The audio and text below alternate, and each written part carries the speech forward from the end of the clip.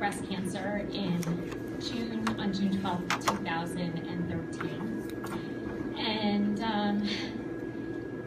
wow,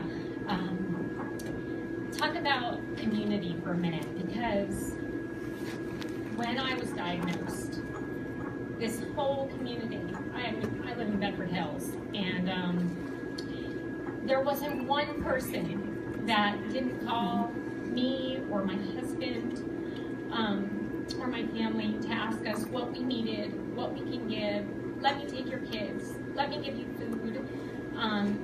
And all my friends and got together and came up with a food delivery week to week, and just really made sure that I was taken care of.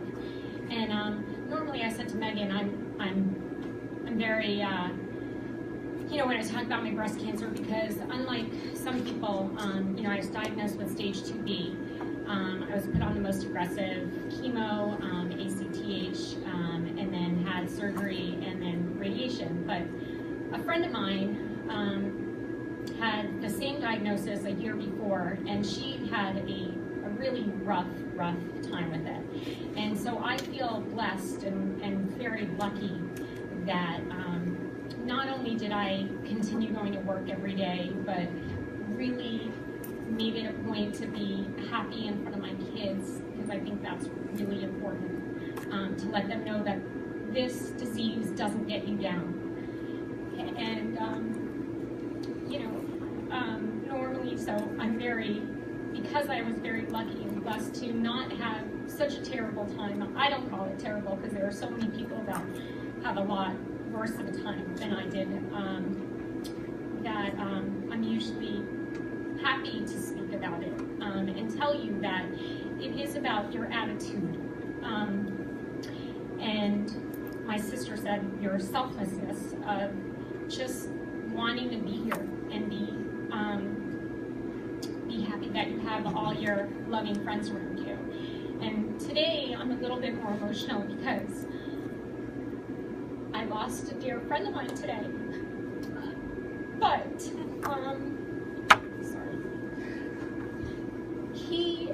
the reason I went through my cancer the way I did was because for the past 9 years, he fought through colon cancer, through prostate, through kidney, and you would never know it. He was there for everybody, and he's the most amazing man I know. And because of him, when I found out that I got breast cancer, I went to him the next day and I said, guess what?